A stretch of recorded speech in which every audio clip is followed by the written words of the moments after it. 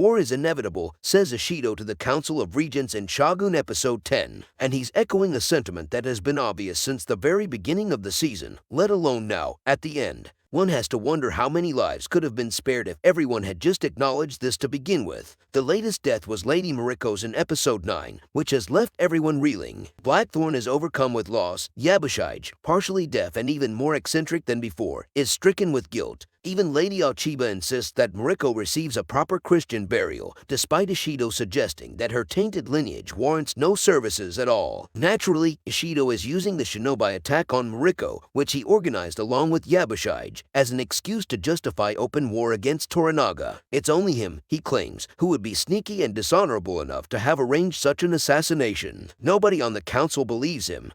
But there's little they can do. War is inevitable. Even the earth itself rumbles in anticipation. Blackthorne's ship is burned and Yabushige's betrayal is revealed. Blackthorne wakes up later, having slept through the funeral. He's permitted to leave Osaka only thanks to Mariko having petitioned Father Martin for the church to spare his life. What would have been an ambush in the woods becomes an escort back to the docks, where he's reunited with an increasingly frantic Yabushige. Yabu wants Blackthorne to take him back to England rather than pay the price of betrayal that will inevitably become due for him. But Blackthorne's ship has been sunk in his absence. Nobody will be sailing anywhere. The scuttling of Blackthorne's ship is blamed on Christian raiders, and Toranaga has turned Ajiro upside down looking for them. He has also already received word, passed on to him by Omi, that Yabushige allowed the shinobi to enter Toranaga's quarters in Osaka Castle and attack Mariko. He sees the second he hits dry land and ordered to commit seppuku the next day. He tries to bequeath the fiefdom of Izu to Omi, which Toranaga won't allow since it's no longer his to give, and asks Blackthorne to be his second, which Toranaga also denies. Toranaga himself agrees to be Yabu's second. Blackthorne offers his own life in exchange for Ajiro. Fuji reveals to Blackthorne that she is no longer his consort. Her service to Toranaga is complete, and she will be leaving Ajiro to become a nun. These scenes are short, but very tender, with Blackthorne stammering through his faulty Japanese. Fuji, best nun, is such a simple, lovely sentiment, and Fuji for once looking like she has some purpose in life beyond waiting for death. As a final favor, Fuji arranges for Blackthorne to meet with Toranaga the next day. Without Mariko to translate,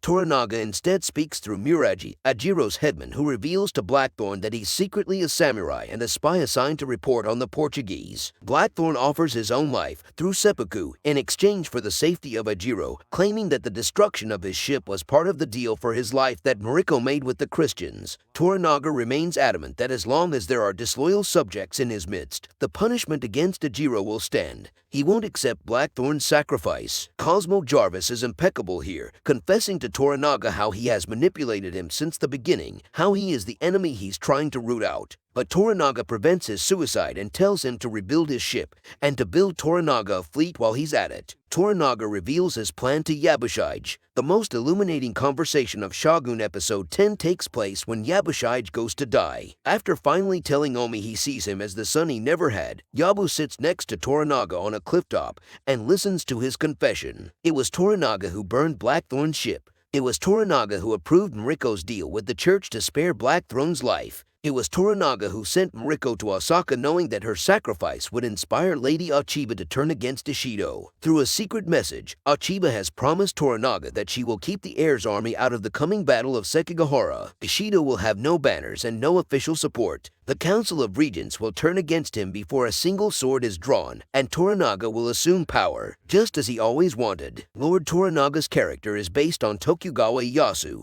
who, after the Battle of Sekigahara against Ishida Mitsunari, replaced the Council of Elders as the true ruler of Japan. Ieyasu originally had the support of the Taiko's heir and his mother, Yodo no Kata, but their influence on his rule was minimal. However, a few years after establishing his power as shogun, Ieyasu made a move against the heir, Toyotomi Hidori. This attack ended with the heir committing seppuku and his mother becoming a nun. Yodo no Kata was the inspiration for Shogun's Ochiba no Kata, whereas Ishido was based on Ishida Mitsunari. Yabushige is aghast at the revelation that, deep down, Toranaga is as quietly ambitious as anyone. He wanted the position of shogun all along, and he manipulated everyone to get it. The two men smile at each other as Toranaga slices off his head. Shogun's ending is powerful and low-key. Shogun Episode 10 ends with a couple of powerful sequences. In the first, Blackthorne rows Fuji out to sea with the ashes of her husband and son, encouraging her to consign them to the deep in a gesture of both moving on but allowing them to live forever in the depth. Together, Blackthorne does the same with Mariko's rosary. It's a quiet scene, but one of the season's best. In the second, Blackthorne and the villagers of Ajiro work together to pull the remains of his ship to shore. Buntero, with a bow, sinks to a knee and takes up a rope himself, symbolizing that Blackthorne is now one of them. From a nearby hill, Toranaga looks on,